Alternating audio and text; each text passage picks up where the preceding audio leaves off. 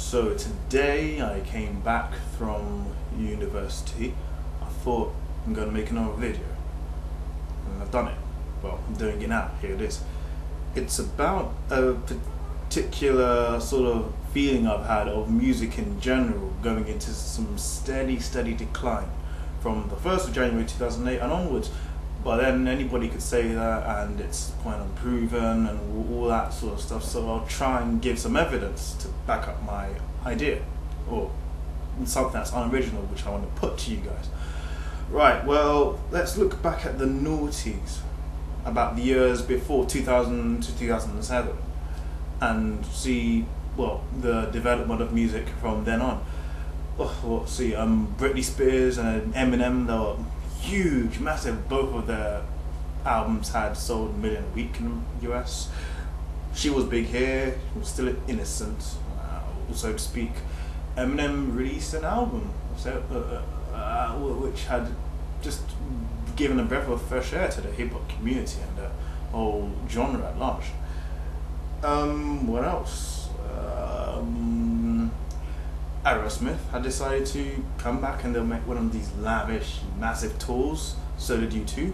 They had albums that in that period as well. They were still there. They were still good.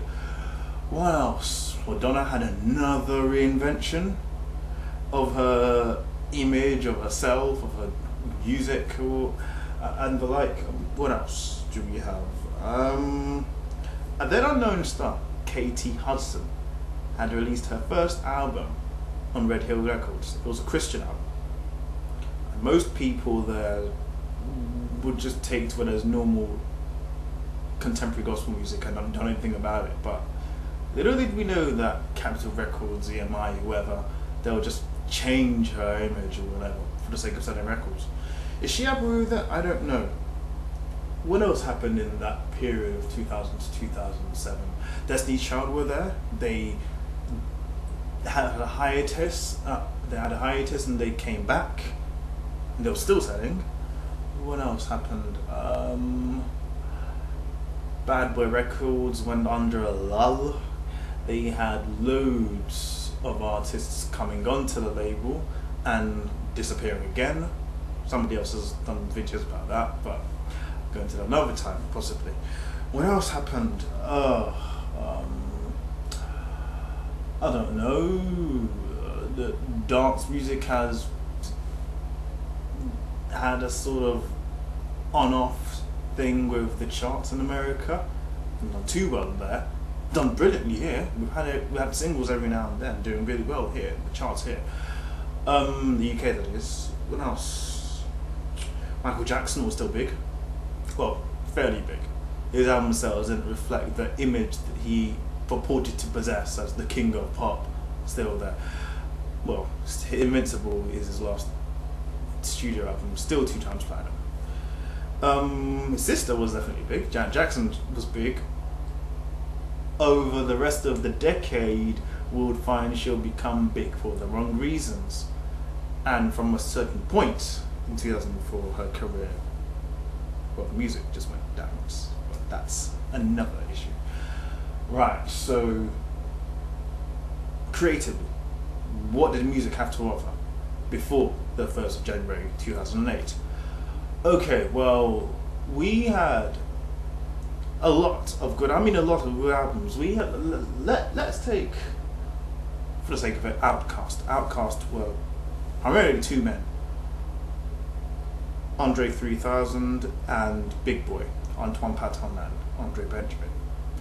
Now, those two had not just decided to rap for the sake of rapping and get some other people to make the sound infectious, filled with hooks or whatever. They actually took the whole rap, the whole idea of rapping and hip hop, and moved it into other genres. Well, that's what Stankonia did, but it was great. And then they done a similar thing with Speakerbox / The Dog Pillow. Each half of Outkast's respective albums all merged into one big studio album, done very well. So that's the sort of thing that was happening with hip hop and rap, it would just move to other directions. It would mix different things, the different ideas, different sounds, and cobble them together into an album. A few artists were doing that in the hip hop genre, and a few pulled it off in that time. What else? Yeah, as I mentioned before, Madonna had still been in the sense of sales. She was still selling. Music was released in the time frame I mentioned before. The Cowboy Hat, whatever, went triple platinum. She was on the charts there. She actually managed to bag a #1 in that decade with Music, with Ali G in there in the video. Not too bad, the album. What else? Britney Spears had this massive transformation as an artist. It's as if the media had taken her in and swallowed her whole. And with the whole shaving her hair and whatnot, attacking paparazzi with umbrellas and stuff, gaining inordinate amounts of weight and losing it all again. We were wondering whether Britney Spears could actually salvage a singing career from all of the damage she had done to herself and had done to her from the various rumours that were around her. Jennifer Lopez was still selling in this period. In fact, her music career wasn't going that badly. She had hits from Love That Cost a Thing all the way up till 2005, 2006 with Get Right. She didn't turn up on the charts until 2007 with Do It Well. That's when she decided to have a baby, and then in one of the videos, or the single after that, and Hold It Don't Drop It, she had visible signs of pregnancy.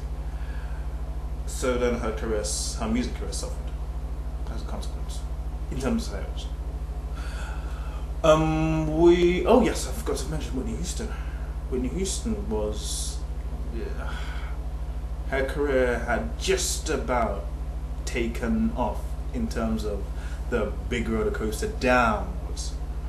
Her decline hadn't happened until 2001 with that album Just Whitney or whatever, or whatever it's called.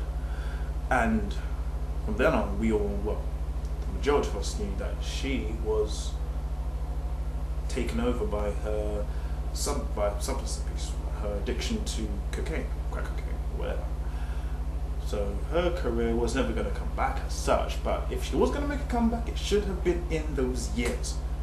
She even had a performance on the American Music Awards, I believe, promoted by Clive Davis in 2004, or something like that.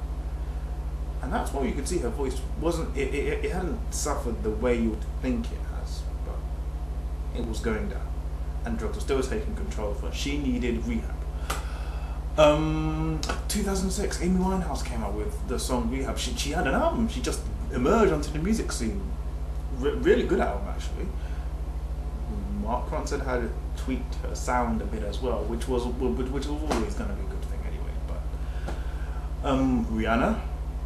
Rihanna had come from lovely, flowery, sunny Barbados into the shores of the USA, released 3 albums by the end of 2007. All of them had, well, in terms of standalone sales, they're not exactly done well. I would say that she was certainly giving the American and English public something to listen to every month or so, with something new on the radio, and subsequently something new on the charts. Umbrella, one of the most annoying songs, some would say, in this country. It annoyed people all the way up to the top spot for 10 weeks or something, or 12 weeks. Yeah, so that was hip hop and R&B-ish music, pop. Miss Yellow was still big. Miss Yellow was doing it for the female rappers, whatever. She's still selling. She had a great time in that era. Creatively and lyrically, she hadn't suffered at all. Sales was very stable. She was doing pretty well. Timbaland had his emergence. He came back. He had a comeback. It was touted as a comeback. His comeback was to go and take Nelly Furtado give her a new sound.